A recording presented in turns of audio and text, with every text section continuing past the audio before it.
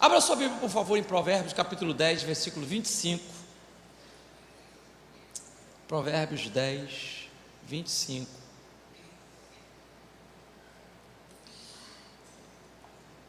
Eu vou compartilhar uma palavra. Vem cá, Gessé.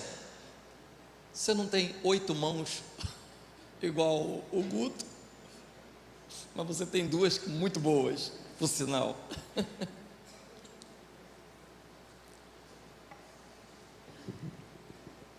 Provérbios capítulo 10, versículo 25.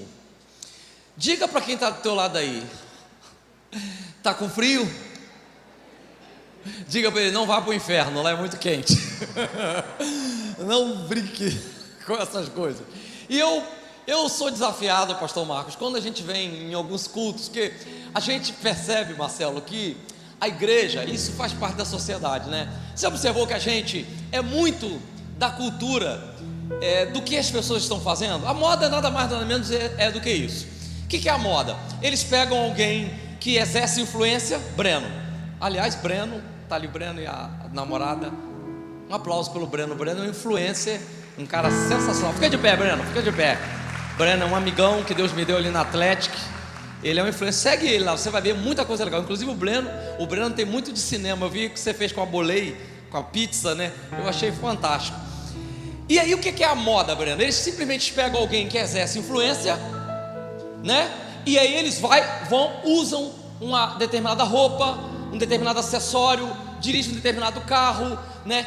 Ou eles começam a falar determinada coisa que eles querem que se torne uma coisa repetida, né? E funciona. Gente, fizeram um experimento, e você já vai entender porque eu estou falando isso. Fizeram um experimento científico com várias pessoas diferentes, de várias nacionalidades, Manete, num elevador. E como é que era? Simples. As pessoas entravam no elevador e estavam no elevador. Eles combinavam em 4 andares, pastor Francisco, em 4 andares diferentes. As pessoas subiam e, combinado com as pessoas, elas subiam e faziam determinada coisa louca. Por exemplo, eles combinaram, subiam e a pessoa fazia assim, ó. Aí a pessoa dentro do elevador, aí parava no outro andar, outra pessoa entrava, terceiro andar, outra pessoa entrava, e a pessoa dentro do elevador. A quarta pessoa, é aqui que é interessante, a quarta pessoa entrava, e depois que a quarta pessoa entrava, todos os 4 ficavam olhando para a pessoa assim, ó. Em 90% dos casos, sabe o que as pessoas fizeram?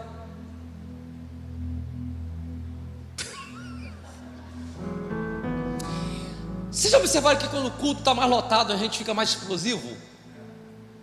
Vocês já observaram isso? Deixa eu falar uma coisa para você. O Espírito Santo não está preso nem a espaço, nem a tempo, nem a quantidade de pessoas. O Espírito Santo de Deus está aqui nessa casa. Então, pelo amor de Deus, se manifesta, porque você está no culto da vitória. Dá um glória a Deus, dá uma aleluia, dá um aplauso ao Senhor. Faz alguma coisa aí, porque você está quente por dentro, você está aquecido por dentro. Não deixe que o ambiente mude você. Você tem que mudar o ambiente. Quando você chegar, deixa eu já profetizar. Quando você chegar no teu trabalho amanhã, alguma coisa diferente vai acontecer. Quando você chegar no lugar onde você normalmente frequenta, eles vão dizer: chegou a luz, chegou a energia. Não, o Espírito Santo chegou junto de você.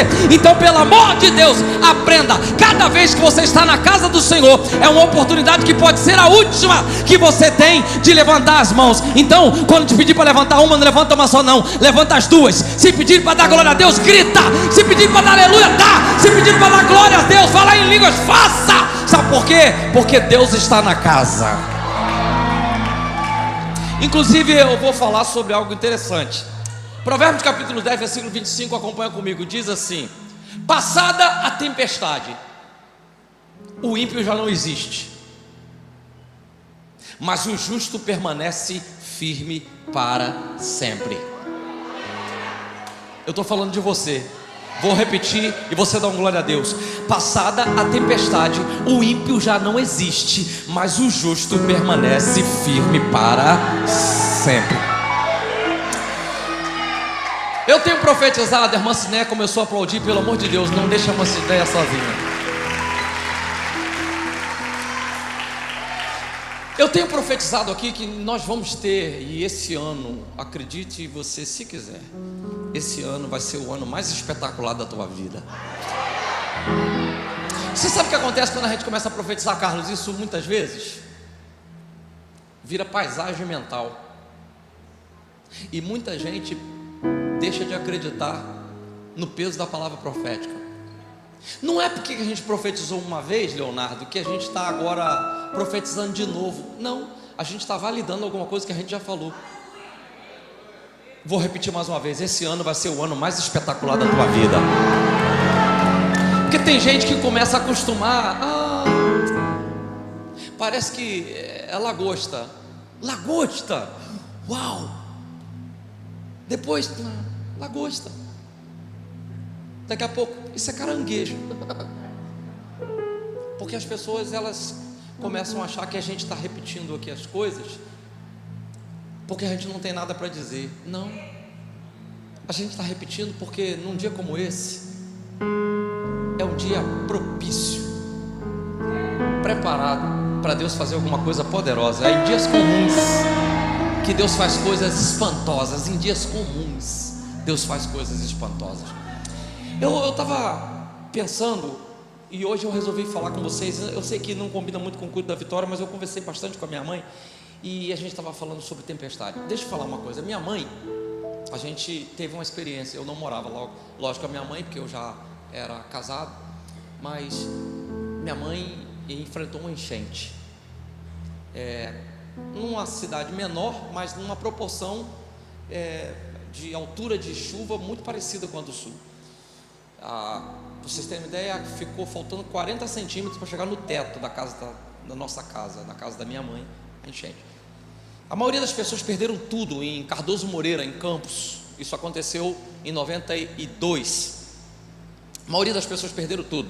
Lá, para vocês terem uma ideia, tinha um coreto na cidade, que é aquela parte da praça alta. O coreto só via, doutora Rejanil, a antena. Tinha uma antena em cima do coreto, só via. As pessoas perderam muita coisa. E minha mãe, a gente estava conversando, e aí olha que coisa interessante. E aí, por causa disso, pastor Alex, eu resolvi pregar essa palavra hoje.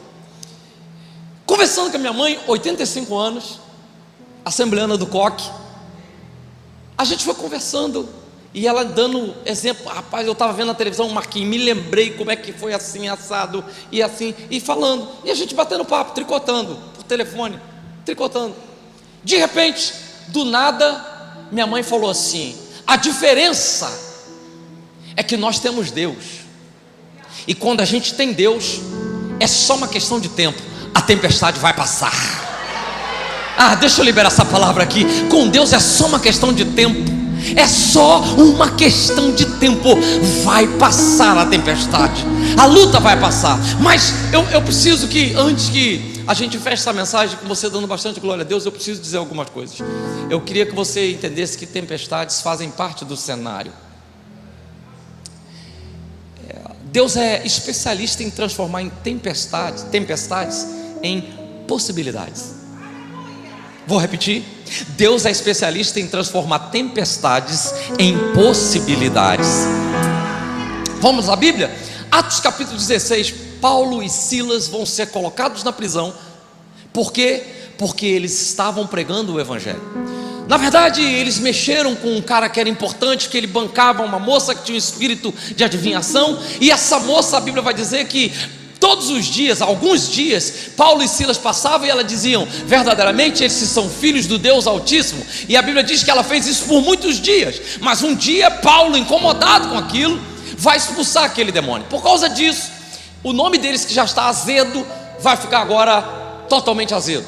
E aí vão prendê-los. Você conhece a história, deixa eu encurtar o tempo. Vão dizer que vão colocar Paulo e Silas no cárcere inferior. Para você ter uma ideia, o cárcere inferior, eles colocavam bandidos de mais periculosidade, onde as condições eram mais insalubres. Ou seja, cárcere inferior, possibilidade de você ter uma doença infecto-contagiosa, pegar pneumonia, porque era um lugar onde o sol não batia, era um lugar úmido, um lugar frio, e nesse lugar eles colocavam geralmente os presos que estavam perto da morte. Eles colocavam assassinos de alta periculosidade. É lá, Francisco, que eles colocam Paulo e Silas. E a Bíblia vai dizer que, não satisfeito em colocá-los nessa condição, eles colocam eles atrelados a um tronco. E eles ficam lá atrelados ao tronco. E a Bíblia vai dizer que Paulo e Silas, perto da meia-noite, você conhece a história? Perto da meia-noite, eles começam a cantar uma canção. E aí a Bíblia vai dizer que acontece um terremoto. E quando acontece o terremoto, as cadeias de todos são abertas. Algumas coisas incríveis acontecem nesse meio tempo. A Bíblia diz que o carcereiro pensou em se matar. Por quê? Porque ele fez uma contabilidade muito simples. Terremoto, celas se abriram, os presos fugiram. Eu vou prestar conta dos presos, provavelmente vou ser assassinado. Lá no escuro, onde o sol não brilhava, onde a umidade estava um homem acostumado com tempestade. E ele vai gritar: ei, não te faças nenhum mal, todos nós estamos aqui. Incrível nesse texto, a primeira coisa que me deixa muito assustado: por que os presos, quando as celas se abriram, não fugiram? Porque alguma coisa em Paulo e Silas os atraiu de modo que eles disseram: eu prefiro estar com eles presos do que voltar para a antiga liberdade que eu tinha. Essa tempestade já está me ensinando uma coisa: quando eu consigo passar pelas tempestades, eu me torno um testemunho para quem está enfrentando uma tempestade. E quando eu venço na minha tempestade, eu tonifico a fé de quem ainda não tem a fé que eu tenho para crer. Eu quero declarar que esse gigante que você está enfrentando, essa luta que você está enfrentando, essa dor que você está passando, você vai vencer, ela vai virar testemunho, e muitas pessoas vão chegar para o Senhor por causa de você.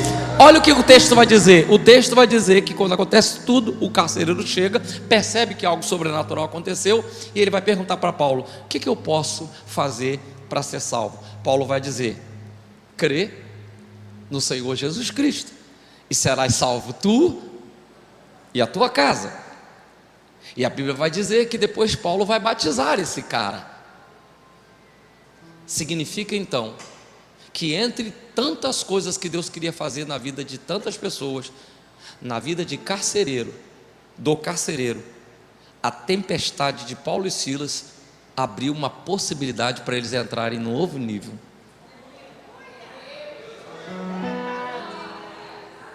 A tempestade que você enfrenta vai gerar em outra pessoa uma possibilidade de conhecer o Deus que você serve, ter a fé que você tem e ter certeza de que pode ir em frente como você foi.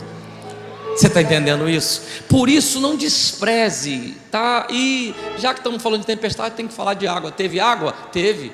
O carcereiro se batizou.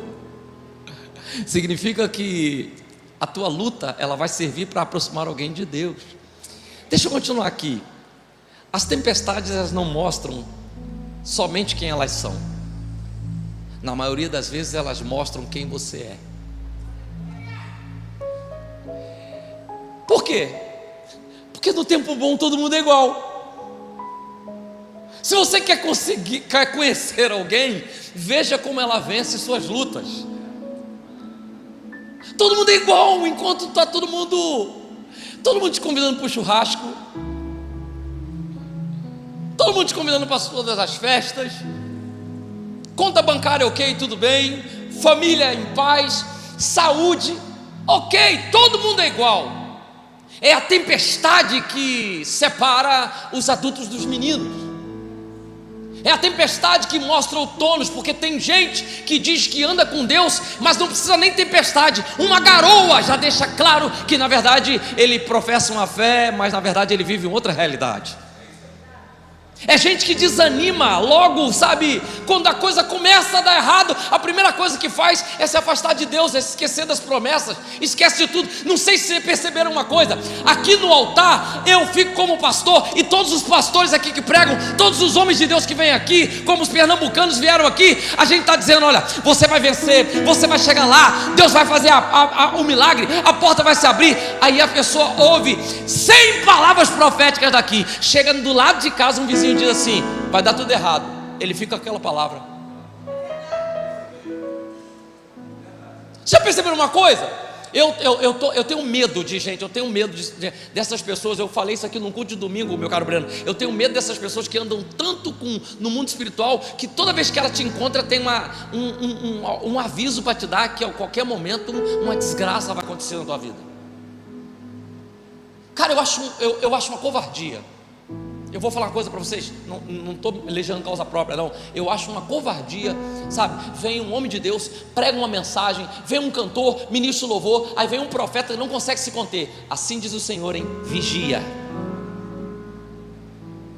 E não vigia a boca. Sabe por quê? Não vibra com as vitórias das pessoas. Em vez de reconhecer, meu irmão, você é uma bênção. E se Deus está falando alguma coisa, Deus vai falar. Sabe o que eu aprendi? Todas as vezes que Deus fala alguma coisa comigo que eu tenho certeza, eu digo, olha, Deus mandou te dizer. E se eu não tenho certeza, é uma coisa do meu coração, sabe o que eu falo? Olha, no meu coração está isso aqui. Eu estou orando para que Deus confirme isso no seu coração. Porque Deus não é Deus de confusão. Mas tem gente que parece que se especializa. Sabe por quê? Porque falar que está na tempestade deixa a gente mais fofo. E tem gente que gosta de assustar as pessoas para manter um vínculo emocional com as pessoas. Gente que profetiza por grana. Sabe, gente que vai dizendo, olha, assim, você sabe que lá em Xerém, eu não vou dizer qual a situação para não ser antiético aqui, mas aconteceu uma desgraça. Porque um camarada destemperado, uma moça estava lá expansiva no culto lá, ele chegou e falou, assim diz o Senhor. Aconteceu em Xerém, gente, esse caso aqui é verídico, não vou citar nomes, nem a época, talvez você se situe, mas numa oração muito famosa lá em Xerém. Olha assim diz o Senhor, esse teu marido adúltero, Deus vai trazer ele de volta. Falou para a mulher. A mulher chegou em casa para o marido e falou, irmão lá da igreja falou que você é um adúltero. Eu estou orando por você, sabendo aí que você está me chifrando com tudo que é mulher aí. Mas ele falou, e Deus vai trazer você. Você vai ver se Deus não vai te catar, vai te pegar. O cara falou, quem falou isso? O irmão lá da igreja. Sabe o que o cara falou? Falou, ele está enganado de uma coisa, mas ele vai saber uma coisa que ele não sabe. Adúltero eu nunca fui, mas uma coisa que ele não sabe que eu sou. Eu sou matador profissional. Ele foi lá e encheu a cara do homem de tiro. Falou, não sou, adúltero não sou, mas assassino eu sou. Deixa eu falar uma coisa para você. Todo mundo passa tempestade, gente. Eu quero que você entenda isso aqui. E muitas das vezes a tempestade vem para mostrar em qual área que você tem que mudar, em qual área você tem que ser transformado, em qual área você tem que crescer. Porque meninos todos se comportam iguais na tempestade. Enquanto está aqui, eles pulam na água. Vocês já observaram?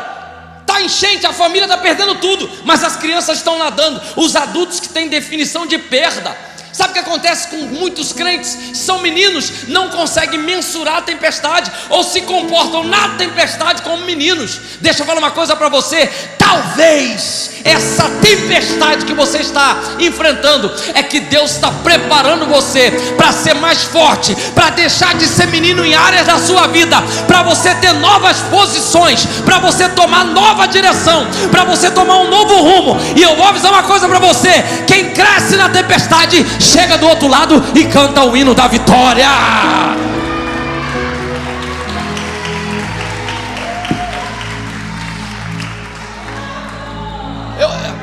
Eu fui numa pescaria e eu fiquei assustado. Já contei para vocês aqui. Eu fiquei assustado. Duas coisas. Uma vez eu fui com Sofia numa praia que tem só surfistas, e essa praia tinha ondas gigantescas. E eu e a Sofia na beirinha da praia, sabe, naquela luta, sabe? Não sei quantos caixotes na minha vida eu tomei num espaço, sabe aquela que tu não consegue levantar? Tu levanta, vem outra, levanta, vem outra. Cara, daqui a pouco um pai e um garoto, uma prancha, na mesma tempestade que a gente está ali lutando para ficar na beirada, vai os dois pulando para dentro da água. E daqui a pouco, enquanto está aquela onda gigantesca, estão os dois surfando. Deixa eu liberar essa palavra, Léo. Deixa eu liberar. Você vai surfar nessa tempestade. Você vai surfar nessa tempestade. Enquanto todo mundo diz, vai morrer, vai morrer. Não, você vai dizer, não vou não. Essa tempestade está tentando mostrar quem eu sou. Eu vou mostrar de que eu sou feito. Eu sou alguém que tenho certeza que o Deus que está comigo quando está tudo bem. E Ele está comigo também quando as coisas dão errado. Eu contei aqui domingo também que isso aqui é uma experiência muito pessoal. Eu fui uma vez pescar lula. Fiquei hospedado na casa de uma família que tinha um barco, uma família muito bem de vida. E aí, vamos pescar. Como é que é? Vamos pescar lula. Era em Angra dos Reis. Vamos pescar. Gente, pra vocês terem ideia, nós fomos mais ou menos 1h40 para dentro do mar. Saímos de Angra, 1h40. Saímos 8 e pouca da noite, que tinha que ser de noite, né? Porque lula a gente pesca com anzol fluorescente. Você sabe que a lula é atraída pela luz, né? Não estou falando o Lula, tá? A Lula, não é o presidente, não.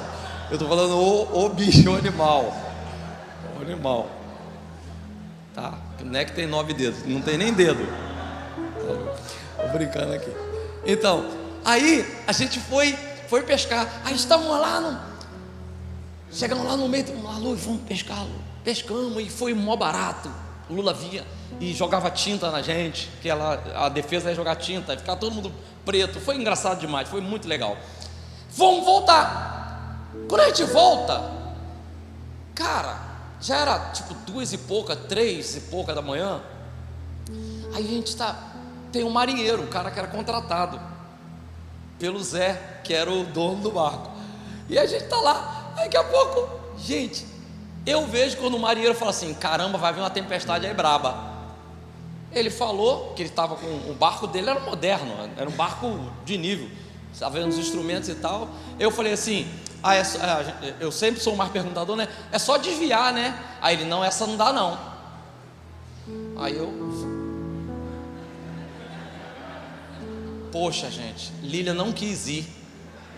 Eu falei, vou morrer. Minha casa, minhas coisas, tudo vai ficar para outro. E eu vou morrer aqui. E aí, gente, foi piorando. As ondas começaram alta. Gente, eu sentado, estava com colete, evidentemente. Eu sentado, o barco fazia assim. E aí o marinheiro, só viu o marinheiro, né? Caramba, e com o motor, né? Para ter, porque não pode deixar morrer, né? Gente, daqui a pouco eu olho, o Zé tá igual o Jesus Cristo, dormindo no final do barco. O Zé, o dono do barco, tá lá cochilando, lá no canto. E a gente tá indo, daqui a pouco foi ficando terrível. Daqui a pouco o cara, Zé! Aí eu falei, tá chamando, ô Zé! O cara, porra! Aí eu lá segurando, aí, Zé! E o Zé lá, roncando. Aí o cara aumentou, Zé! Quando o cara falou Zé, eu não aguentei. Zé! Aí o Zé, acordou. O que foi? Aí o cara, aí eu falei, meu Deus, o que ele vai falar agora? Ele, me dá uma coca!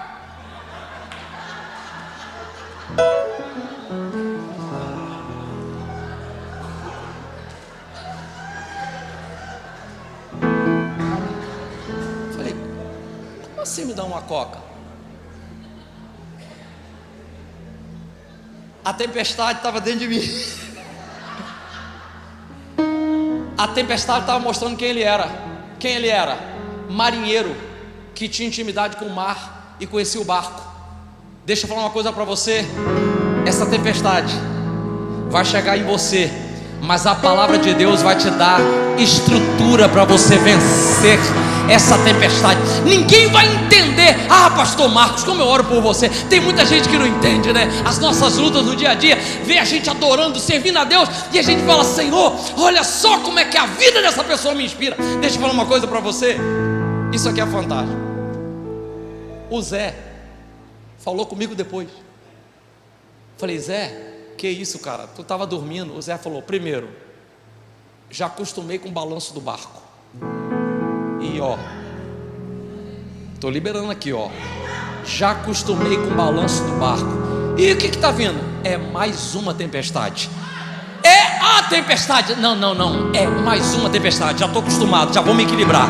Não vou cair. Essa tempestade não vai me derrubar. Essa luta não vai me derrubar. Esse gigante não vai me derrubar. Esse vício não vai me derrubar. Essa dor não vai me derrubar. Eu estou aqui cambaleando, mas eu já conheço. Eu sei que com Deus é uma questão de tempo. Eu vou chegar do outro lado.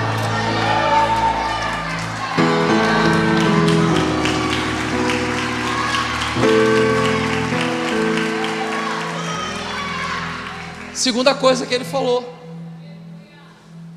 esse marinheiro já pilota barco para mim há mais de 15 anos. Se ele falou que a gente passa, a gente passa. Sabe o que eu estou liberando aqui para você? Tem uma palavra do altar aqui dizendo que você vai passar. E essa palavra está sendo respaldada na palavra de Deus, que está dizendo para você: não temas, você vai chegar do outro lado. Jesus está liberando essa palavra para você. Você precisa de ânimo. Você precisa de ânimo. Eu quero declarar que Deus vai te dar controle espiritual, emocional. Para você entender, é só mais uma tempestade. É só mais uma tempestade, mas vai passar. Agora presta atenção aqui, que vai ficar. Eu sei que os glórias vão diminuir, não tem problema, mas mesmo assim eu coloquei nessa curva. Eu podia deixar esse primeiro tópico que eu falei para o final, porque a gente terminava todo mundo levantando as mãos, dando glória a Deus. Eu dava a bênção apostólica e a gente saía aqui rompendo. Só que deixa eu falar uma coisa para você: Deus às vezes não só permite, como às vezes Deus manda a tempestade.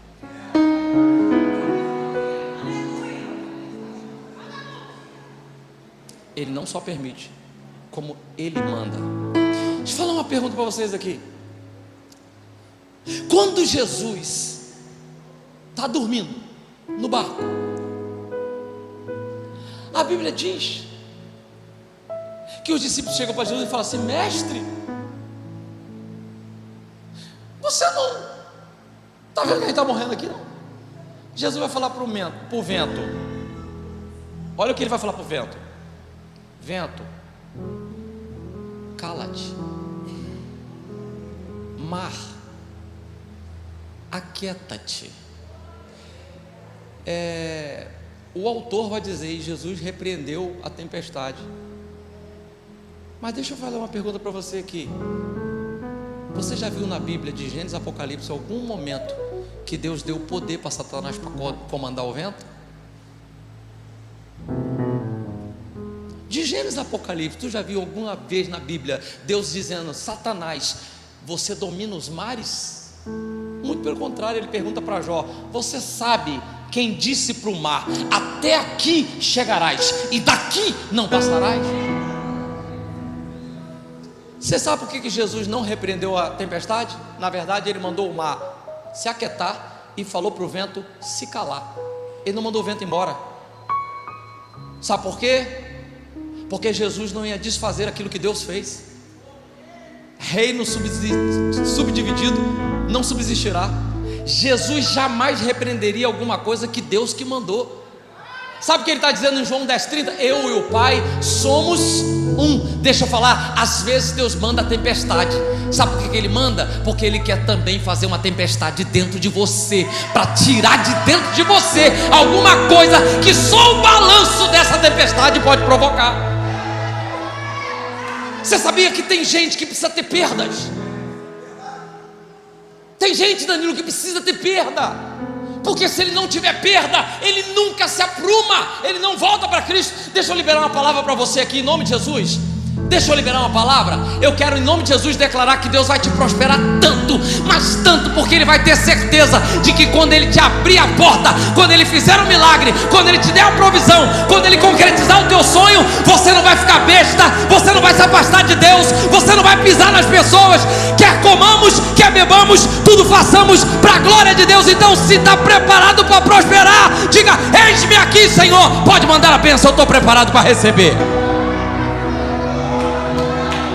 Que tem gente que não pode.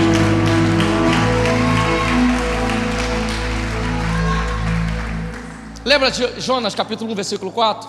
Está aqui: o Senhor, porém, fez soprar. Aqui, ó. O Senhor fez, porém, soprar um forte vento sobre o mar, e caiu uma tempestade tão violenta que o barco ameaçava arrebentar-se. Enquanto isso, Jonas tinha descido do porão e se deitara, dormia profundamente. Você sabe por que você está enfrentando algumas tempestades? É porque você já devia ter tirado alguém do teu barco há muito tempo. Tem gente que não devia mais estar andando com você. Tem gente que não deveria mais estar acessando a sua intimidade. Você não está entendendo. Deus está mandando a tempestade. Deus está falando de várias maneiras, e às vezes a gente não está entendendo. Deus está dizendo, então Ele está falando, você não ouve, então Ele manda uma tempestade para que a gente preste atenção. Tem muita gente que não entende que o objetivo máximo de Deus para nós compreende coisas dessa vida, mas compreende principalmente uma vida na eternidade. Você sabe, eu tenho visto o que Deus tem feito aqui em Niterói. Quem pode dizer amém? Nós temos ganhado almas para Cristo aqui, amém? A gente fez aí esse movimento de quase 3 toneladas de alimento aqui, o povo daqui de Niterói, sabe? A gente está vendo, dia após dia, gente que dá atendimento pastoral, está vendo como é que Deus está crescendo a vida, prosperando a família. Deus está fazendo coisas assim, poderosas aqui, amém? Mas assim, Deus sempre tem falado, eu não vou dizer assim, mais desprezando nada do que eu falei, mas geralmente quando a gente fala, mas, contudo, entretanto, todavia, não, porém, eu preciso que você saiba que não adianta você vencer em todas as coisas aqui nessa vida e perder a sua vida com Deus na eternidade. Então, às vezes Deus vai mandar uma tempestade que vai sacudir todas as suas estruturas, para que você faça conta melhor, para que você faça escolhas melhores, para que você procure conexões melhores. E às vezes é para você parar de ser sem vergonha mesmo.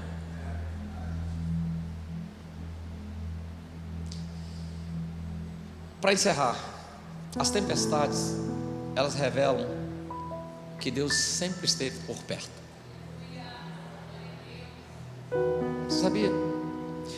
Vamos pedir para você fazer um autoexame aí agora. Pensa aí, só por 30 segundos, passar disso é covardia. 30 segundos, as lutas que você já passou. Pensa aí, momento que você não tinha nenhum recurso para pagar alguma coisa. Pensa aí quando você, tentando dormir, você disse, meu Deus do céu, como é que vai ser isso? Pensa aí quantas vezes você olhou para você, para os seus recursos, para a sua vida, para as suas condições, para as suas conexões, e você falou, cara, é impossível, não dá, não dá. Você está pensando aí? Se você fizer uma contabilidade justa, você vai ver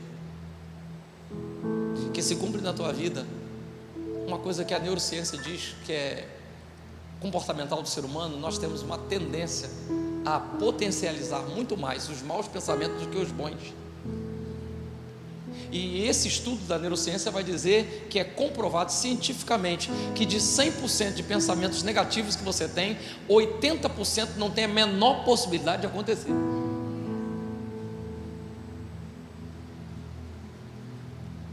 O que eu entendo com isso aqui, à luz da Bíblia?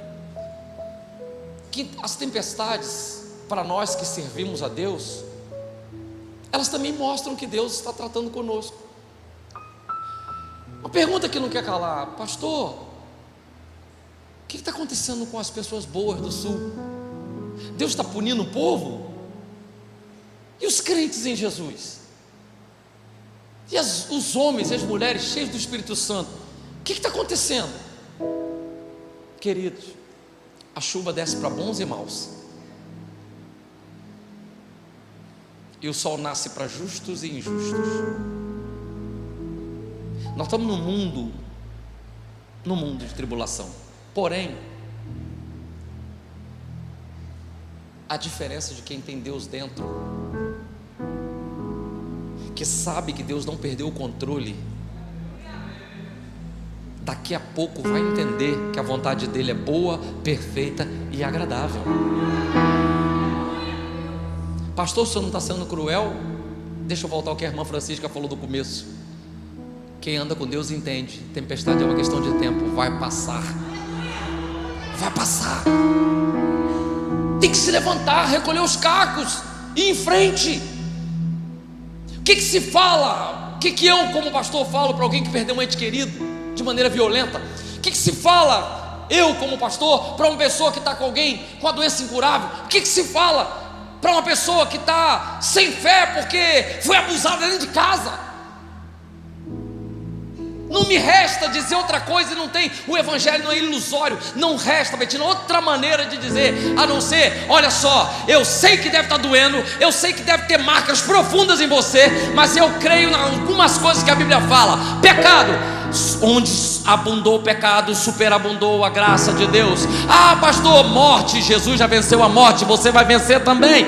Pastor, enfermidade, Isaías 53, ele levou sobre si todas as nossas enfermidades. Então o que me resta? Me resta crer que aquilo que eu não entendo, Deus entende. Aquilo que eu não sei, Deus sabe. Aquilo que eu não faço, Ele faz. Aquilo que eu não conheço, Ele conhece. Não nos resta outra coisa, Breno. Não dá para a gente enganar. Não dá para a gente colocar isso num papel de presente e dizer: ah, querido tolinho, fica tranquilo.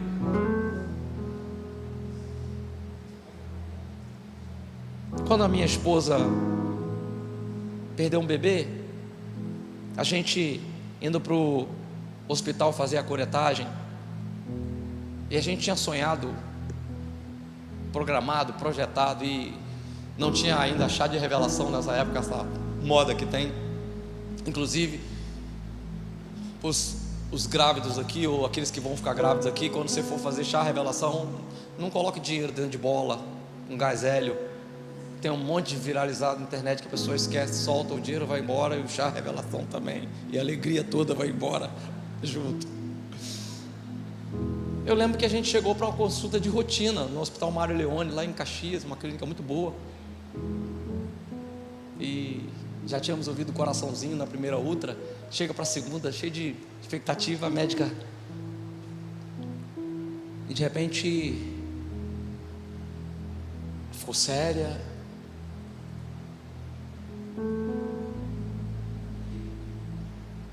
Foi no computador, falou: estranho, não estou ouvindo o coração. E aí falou: oh, infelizmente, puxa vida, ele não prosperou, não avançou. O médico tenta de todas as maneiras, né, falar de uma maneira que a gente tal, mas vai falar isso para a Lília, vai falar isso para a esposa. Lília começou a chorar, e foi muito triste, mas a coisa mais triste foi quando, no final, a gente indo para fazer a curetagem, lá na perinatal, na Barra, e a gente ali na linha amarela, Lília deu uma crise de choro, e Lília é muito controlada, Lília é muito menos emocional do que eu sou. Na verdade, eu acho que ela é muito mais analítica do que eu sou muito mais extrovertido, ela é mais analítica. Lília se destruiu. Aí ela virou para mim e falou: Marquinhos, a gente não crê na Bíblia? A gente não crê no poder de Deus? Você não é um homem de Deus? Para o carro aí, bota a mão no meu ventre, ora para Deus ressuscitar. Depois ela me pediu até desculpa sobre isso. Ela falou: olha, mas eu fui, botei a mão, orei, chorei com ela, e por mim também, porque eu queria muito ser pai, mas Deus levou. Fiquei muito tempo sem entender. Tu imagina a gente na clínica perinatal, onde todo mundo está naquela perspectiva de ter filho, né? A gente vê grávidas para lá e para cá, familiares porque lá a Sofia nasceu na perinatal, eles bota na tela, os parentes correm para ver, aquela coisa toda, e a gente lá. E aí, eu já estou encerrando agora. Olha como é que é importante você ter alguém que já passou por uma tempestade e já venceu. Eu tenho um carinho por ela, uma admiração, não pela pessoa que ela é na mídia, mas isso me marcou para a eternidade. A gente está lá, a gente sempre foi amigo de cantores, né, e tal. Quem entra do nada, sem aviso, Fernanda Brum entrou lá. Cadê Lília? Tal. Abraçou a gente, chorou com a gente e falou: Deus vai dar outro bebê. Ele recolheu esse. E a gente não podia nem dizer para Fernanda: pô, Fernanda, você está nessa calma, é porque tu não sabe o que nós estamos passando. E ela falaria para a gente: é porque eu já perdi 4. Eu estou aqui. Se vocês perderam um, vocês não têm desculpa para desistir. Eu já perdi 4, eu estou aqui. Sabe o que aconteceu? Passa 2 anos, tratamento que Lília faz no útero, engravida de novo. Todo mundo aqui conhece a história. Lília engravidou e junto com a gravidez descobriu que estava com um pré-câncer, um grau de inflamação no nível 3 no colo do útero. A médica vai e fala para Lília: ó, tem que abortar, já tem que abortar, porque seu útero não vai segurar. Seu útero não vai segurar. A gente vai numa clínica da Barra, porque a médica vai dar um laudo mais concreto.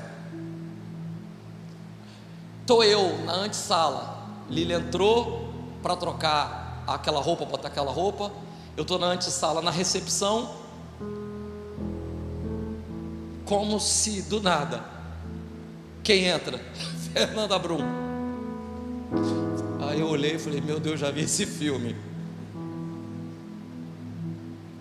E quando ela entrou, ela já entrou, porque Lília tinha ligado para ela, conversado com ela.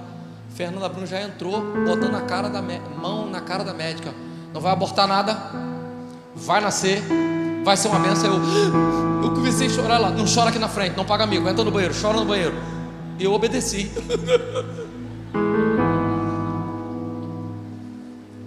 E ela cantou um pedacinho daquela canção: cura-me, sou tua criança, cura-me e tal. Ela falou: ó, tem um som de cura aqui, vai dar certo.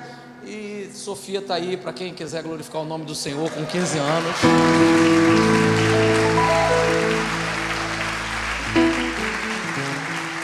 Fica de pé nesse lugar nessa noite.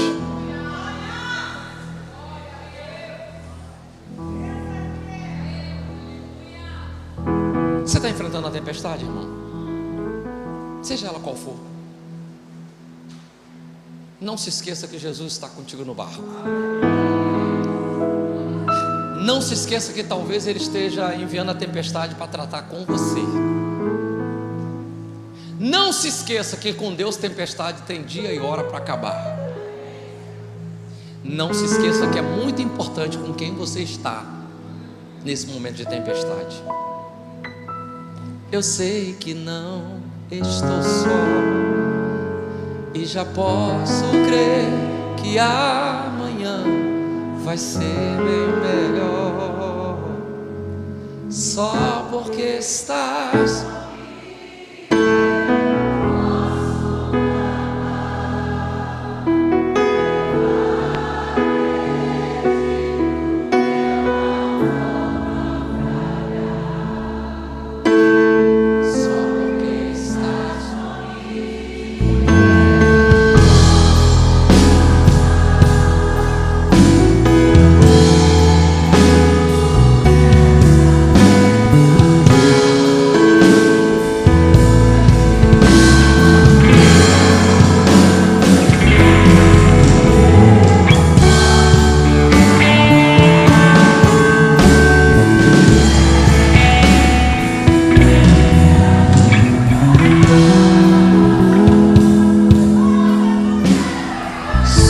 crê que Jesus está vindo no teu encontro nessa tempestade, glorifique e exalte a Ele.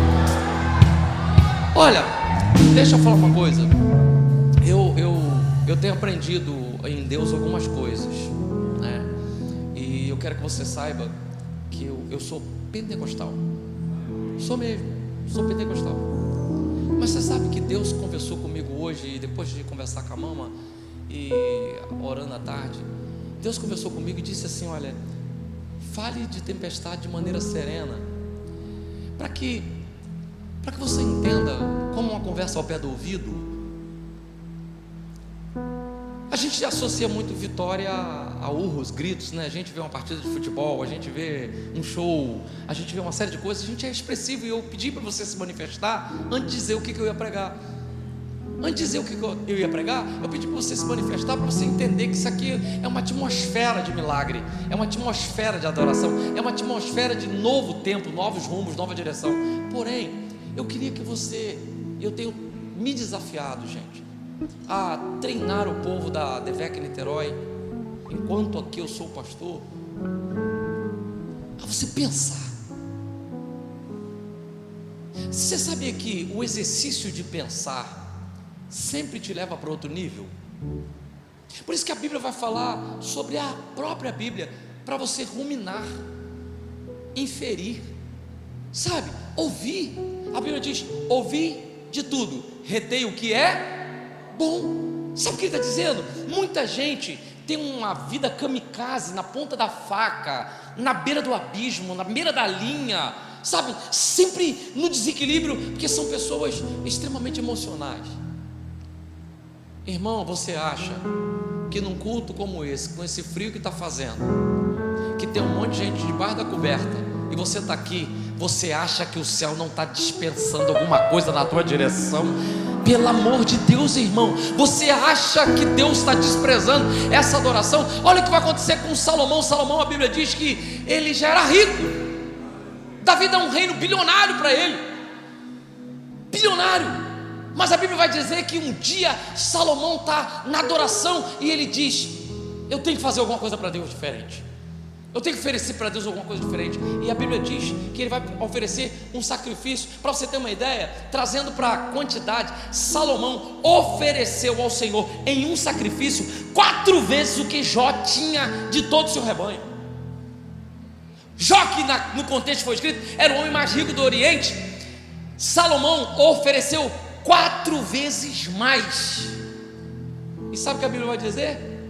Que ele faz aquele sacrifício, o céu fala assim: ó, que isso, vou lá. Agora a pergunta que não quer calar então: ah, pastor, o senhor está dizendo então para quem pode oferecer um sacrifício nessa magnitude? Não tem nada a ver com a quantidade. Você sabe por que Salomão ofereceu naquela magnitude? Porque ele tinha, mas nenhum outro rei antes dele fez isso. Outros que tinham não fizeram como ele fez. Então, quando você faz o que ninguém mais está fazendo, Deus faz coisa que não está fazendo para ninguém também. Você está entendendo? Você está fazendo algo que ninguém está fazendo, Deus também vai fazer uma coisa diferente. Deus está vendo você aqui, Deus está vendo você adorando a Deus aqui, Deus está vendo você levantando as mãos aqui, Deus está vendo você mesmo sabendo que você vai ter que acordar cedo amanhã, vai ter que dar correria da vida, mas Deus está vendo você. E Deus não vai te deixar de mãos vazias. Essa tempestade vai passar, a cura virá, a resposta virá, o novo tempo virá. Você pode tomar posse dessa palavra? Deixa eu fazer uma pergunta e eu termino em 3 minutos. Tem alguém aqui que ainda não aceitou a Cristo, ou está longe dele? E se tiver, você tem a oportunidade agora de voltar para Cristo. Ele está com você, mas você precisa tê-lo não somente como Salvador, você tem que tê-lo como Salvador e como Senhor da sua vida, para Ele tomar as rédeas, para Ele assumir o leme do teu barco, para Ele te ajudar na tua tempestade. Você está aqui? Se você estiver aqui, eu te dou um momento, eu te dou a oportunidade agora, nesse momento, de você levantar uma das suas mãos e dizer: pastor, eu quero aceitar Cristo, eu quero voltar para Ele hoje. Estava afastado dos caminhos do Senhor, quero voltar para Ele agora. Você está aqui? Se você estiver aqui, é uma oportunidade que você tem agora.